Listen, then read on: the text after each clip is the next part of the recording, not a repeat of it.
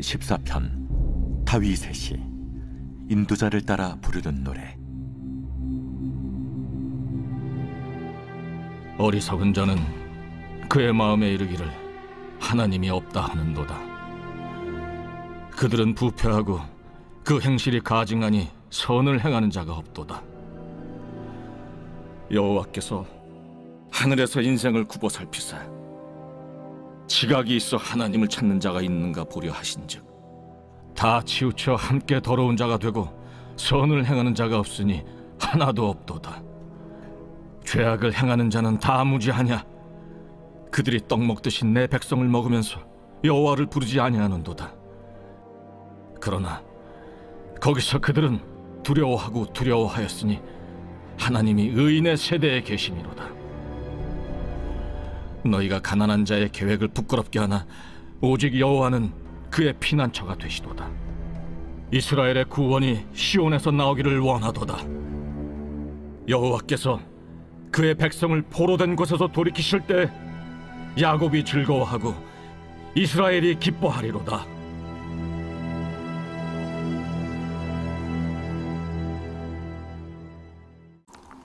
오늘은 시편 14편 말씀 가지고 함께 묵상하겠습니다. 계속해서 이번 주 주제인 지옥과 천국의 관점에서 묵상하고요. 혹은 심판과 구원의 관점에서 오늘 말씀 묵상하겠습니다. 오늘 말씀 보니까 누가 심판의 대상입니까? 누가 지옥의 대상일까요? 저를 포함한 모두가 다 하나도 예외 없이 심판의 대상이다. 오늘 말씀은 선언하고 있습니다. 왜요? 모두가 다 치우쳐서 선을 행하지 아니하고 죄와 악의 길을 걸어가기 때문에 한 사람도 예외 없이. 그게 이제 2절 3절입니다. 여호와께서 하늘에서 인생을 굽어 살피사 지각이 있어 하나님을 찾는 자가 있는가 보려 하신즉 다 치우쳐 함께 더러운 자가 되고 선을 행하는 자가 없으니 하나도 없도다. 하나님의 관점에서 바라보는 것입니다. 그러니까 내 관점에서 나는 괜찮아. 여러분, 이것은 최후의 심판대 앞에서 판단하시는 하나님 앞에서 합당한 변론의 근거가 되지 못합니다. 하나님 보시기에 우리가 어떠하느냐가 중요한 것이죠. 그러할 때 어떤 진리를 얘기하고 있습니까? 모두가 다 더러운 자다. 모두가 다 선을 행하지 아니하고 죄와 악에 치우치는 자다. 그러니까 저를 포함해서 모두가 다 심판의 대상인 것이죠. 지옥의 길을 걸어가는 것입니다. 자, 그런데 중요한 게 뭐냐면 오늘 본문의 포인트는 이것입니다. 모두가 다 심판의 대상이지만 그 가운데서 심판을 받는 자들이 있고요. 그대로 심판받는 자들이 있고, 그리고 하나님께 구원받아 주님께 나아가는 자들이 있다는 것입니다. 이렇게 둘로 나뉜다는 것이죠. 여기에 우리 소망이 있는 것이고 여기에 복음이 있는 것입니다. 자, 그러면 누가 끝까지 이 심판의 자리에서 영원한 지옥의 형벌을 받게 될까? 악인들입니다. 오늘 본문은 악인들에 대한 이야기인데 어떤 악인인가가 중요합니다. 어떤 악인이냐면, 다시 한번 말씀드리지만 우리 모두가 다 악인이라고 했습니다. 근데 어떤 악인이냐? 하나님이 없다 하는 자들입니다. 자, 1절 어리석은 자는 그의 마음에 이르기를 하나님이 없다 하는도다. 이렇게 나와 있죠. 하나님이 없다 하는 자들. 내일 말씀드리겠지만 모두가 다 하나님께서는 하나님을 알만한 것들을 우리 인간에게 보여주셨습니다. 내일 이야기입니다. 시대를 막론하고요. 그런데 끝까지 하나님을 인정하지 않는 것입니다. 하나님이 없다 얘기하는 것입니다. 그래서 끝까지 돌이키지 않고 끝까지 하나님을 인정하지 않고 악을 행하며 살아가는 차원에서의 무신론자들, 그런 자들이 결국은 하나님의 심판의 대상이 된다라고 하는 것이 오늘 본문의 말씀인 것입니다. 포인트는 무엇이라고요? 우리 모두가 다 악을 행하는 자이지만 끝까지 돌이키지 않는 것입니다. 그리고 끝까지 하나님이 없다, 하나님을 거부하고 인정하지 않고 살아가는 자들, 그런 자들이 결국 처하게 될 것은 하나님의 심판이고, 주일 설교에 연결한다면 끝까지 인정하지 않기 때문에 하나님이 계시지 않는 그런 곳으로 가게 된다는 것입니다. 그게 바로 지옥인 것이죠. 그래서 누가 심판을 받게 되는가? 끝까지 돌이키지 않고 하나님을 인정하지 않는 자들, 그런 차원에서의 무신론자들이 바로 이 심판과 지옥의 대상이다라는 것입니다. 그러면 반대로 누가 천국 백성이 되나, 누가 구원을 받나, 하나도 죄 안 짓고 살아가는 자들이 아닙니다. 오늘 본문이 선명하게 말하잖아요. 우리 모두가 다 치우쳐서 악을 행하는 그런 죄인들이다. 그런데 결국은 하나님을 인정하고 무릎 꿇는 자들입니다.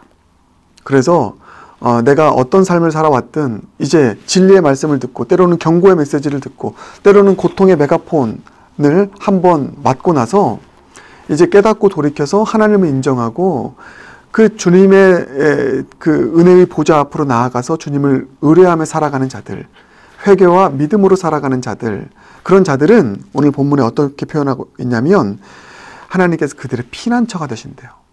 6절입니다. 너희 가난한 자의 계획을 부끄럽게 하나 오직 여호와는 그의 피난처가 되시는도다. 이렇게 나와 있습니다. 하나님께서는 그런 자들에게 피난처가 되시고요. 그런 자들이 어떤 자들로 세워지게 되냐? 놀라운 표현입니다.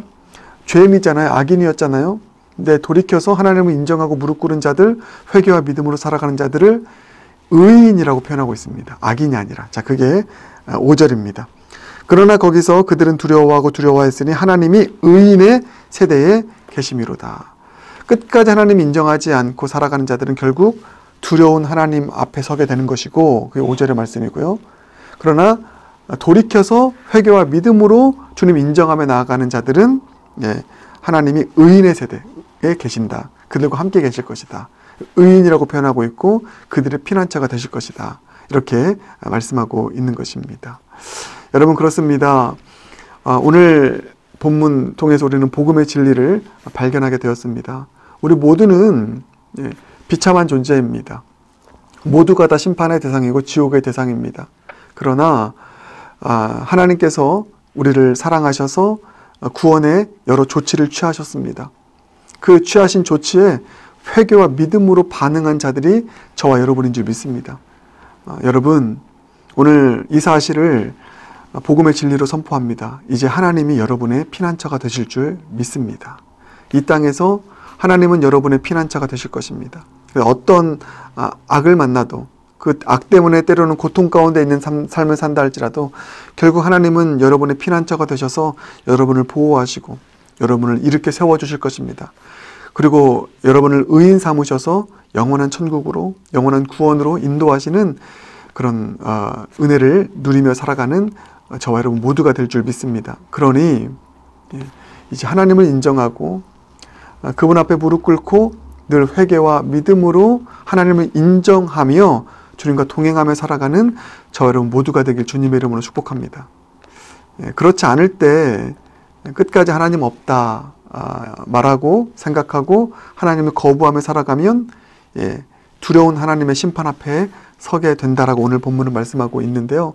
자, 오늘 제가 이 마지막 말씀을 함께 좀 드리고 이 부분을 묵상하고 고민하면서 말씀을 마무리하겠습니다. 그것은 오늘 이 이야기와 관련해서 끝까지 하나님 인정하지 않고 그렇게 살아가서 결국 심판을 받는 그런 자들, 두려운 하나님의 심판대 앞에 서게 된 그런 자들, 지옥의 형벌을 받게 되는 이런 자들, 그런 자들이 얻게 될 영원한 지옥 형벌에 관한 그 의문 한 가지를 살펴보겠습니다.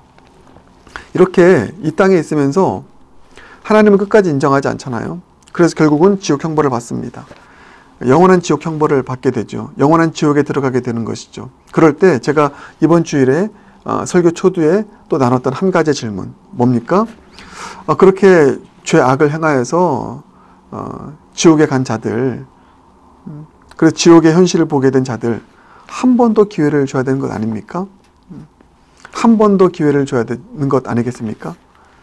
그냥 이 땅에서의 그 죄악들을 돌이킬 수 있는 기회를 주지 않고 영원한 지옥으로 들어가게 만든다는 것, 이것은 너무 공평하지 않은 처사 아닙니까? 이 부분에 대한 것을 오늘 본문과 연결해서 함께 마지막으로 살펴보겠습니다.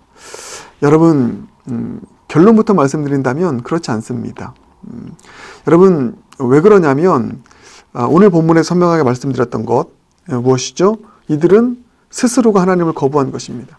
끊임없이 기회를 줌에도 불구하고 이들은 하나님이 없다, 끝까지 거부하며 그렇게 살아간 자들 아닙니까? 그래서 주일에 말씀드렸던 것처럼 이들은 수많은 기회를 주었음에도 불구하고, 돌이킴의 기회를 주었음에도 불구하고 하나님을 거부하고 하나님이 없는 곳으로 선택해서 간 것이니 또 한 번의 기회를 준다는 것은 소용없는 일이라는 것입니다. 자, 그 부분을 C.S. 루이스 고통의 문제에서 이렇게 이야기하고 있습니다. 그렇게 해서 도움이 될 것 같았으면, 이게 뭐냐면 한 번 더 기회를 준들, 이런 의미입니다. 아마 하나님께서는 100만 번이라도 더 기회를 주셨을 것입니다. 그러나 아이는 몰라도 선생님은 종종 알고 있는 바처럼 아이에게 시험을 다시 치를 기회를 준다 한들 사실은 아무 소용이 없습니다. 언제든 끝은 와야 하는 법이고, 이 부분이 중요합니다. 전지하신 분이 그때를 아신다는 것은 대단한 믿음이 없는 사람도 믿을 수 없는 일입니다. 예, 여러분 이 마지막 코멘트를 잘 기억하기 바라겠습니다. 전지하신 하나님께서는 이미 수없이 많은 기회를 주셨고요. 예, 그리고 하나님께서는 이제 그때를 아신 것입니다. 수백만 번 기회를 더 줘도 여전히 하나님을 인정하지 않고 살아가게 될 그런 영혼들이라고 하는 그런 사실과 그때를 주님께서는 알고 계시기 때문에 한 번 더 기회를 주지 않는다는 것은 불공평한 처사가 아니라 모든 것을 아시는 주님께서 이제 하나님의 그때에 이들의 그 악행에 대한 종말을 고하시는 매우 정의롭고 공평한 처사다라고 하는 이 사실을 마음 가운데 여러분 깊이 품으실 수 있길 바라겠습니다. 여러분 이 문제에 대해서 저도 이렇게 말씀드릴게요. 계속 구도자의 입장에서 기도하고 연구하며 나아갑니다. 그러나 저도 다 이해할 수 없고 헤아릴 수 없습니다. 근데 저에게 주신 은혜는 다 헤아릴 수 없을 때 하나님 도대체 왜 그러십니까가 아니라 하나님의 선하심과 하나님의 그 온전하심, 완전하심을 믿는 믿음으로 다만 하나님의 그 주권을 인정하는 것이죠. 하나님 다 헤아릴 수는 없지만 여기까지만 알지만 내가 알고 있지 못하는 부분은 하나님께서 가장 완벽하신 하나님의 선하신 뜻 안에서 이루어가고 계시는 하나님의 주권으로 받아들입니다. 이런 가지고 풀리지 않는 문제들을 늘 핸들링하면서 나아가고 있습니다. 여러분에게도 이와 같은 그런 다 헤아릴 수 없는 부분이 있다면 하나님의 선하심을 좀 믿고 경건의 길을 걸어갈 수 있는, 신뢰하며 걸어갈 수 있는 저와 여러분 모두가 되길 주님의 이름으로 축복합니다. 함께 기도하겠습니다.